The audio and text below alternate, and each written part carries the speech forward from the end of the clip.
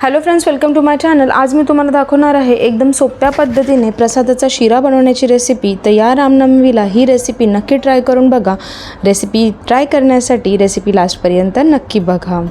तर प्रसादाचा शिरा बनवण्यासाठी एका कढईमध्ये इथे मी 1 चमचा तूप घेतलेला आहे। तूप छान गरम झाले की त्याच्यामध्ये बारीक चिरलेले ड्रायफ्रूट्स टाकून घेतले। तर इथे मी काजू, बदाम आणि मनुक्यांना बारीक कापून घेतले होते आणि ह्यांना अर्धा मिनिटभर व्यवस्थितपणे हाय फ्लेमवरती थोडं रोस्ट करून घेतलं आणि मग जेव्हा हे छान रोस्ट झाले तेव्हा ह्यांना मी तुपामधून काढून घेतलं।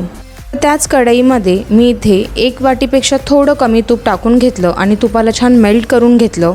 चांगलं गरम झालं की त्यामध्ये 1 वाटी भरून मी इथे रवा टाकून घेतला आहे। तर इथे मी जाड रवा घेतलेला आहे।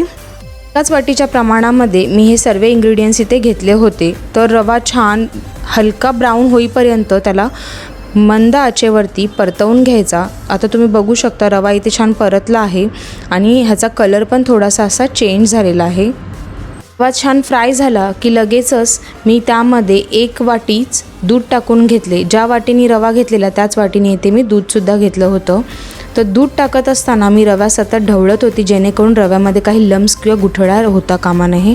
15 ते 20 सेकंद मी हा शिरा असाच परतवून घेतला। त्यानंतर कढईवरती झाकण ठेवले 2-3 मिनिटासाठी। 2-3 मिनिटानंतर कढईवरचे झाकण काढले आणि व्यवस्थितपणे शिऱ्याला एकदा परतवून घेतले आणि त्यानंतर मी ह्याच्यामध्ये अर्धा वाटी साखर टाकून घेतली आणि अर्धा वाटी साखर टाकल्यानंतर साखर शिऱ्यामध्ये छान मिक्स करून घेतली आणि त्यानंतर ह्याच्यामध्ये मी पाव कप केसरचे दूध टाकून घेतलेलं आहे। केसरचं दूध इथे ऑप्शनल आहे। व्यवस्थितपणे सर्व इंग्रेडियंट्सला एकदा मिक्स करून घेतले आणि सगळे इंग्रेडियंट छान मिक्स झाले की मी या कढईवरती पुन्हा एकदा झाकण ठेवले 3 ते 4 मिनिटासाठी आणि गॅसची फ्लेम स्लोच ठेवली। 3 ते 4 मिनिटानंतर मी कढईवरचे झाकण काढले तेव्हा मी बघितलं की साखर पूर्णपणे विरघळली होती आणि व्यवस्थितपणे या शिऱ्याला मस्त तूपसुद्धा सुटलेलं होतं। एकदा मी याला असंच परतवून घेतलं। मग मी ह्याच्यामध्ये पाव चमचा वेलची पावडर टाकून घेतली आणि जे थोडे ड्रायफ्रूट्स फ्राय केलेले आहेत ना ते टाकून घेतले आणि थोडे बाजूला ठेवले सजावटीसाठी। आता सर्व इंग्रेडियंट्सला पुन्हा एकदा मिक्स करून घेतले छान।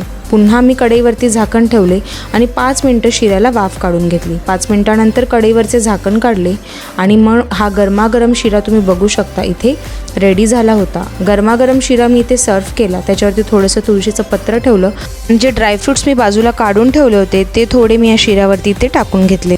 या रामनवमीला ह्या शिऱ्याची रेसिपी नक्की ट्राय करून बघा आणि जर का तुम्हाला माझी रेसिपी आवडली तर चॅनलला लाईक, शेअर आणि सबस्क्राईब करायला विसरू नका। थँक्यू।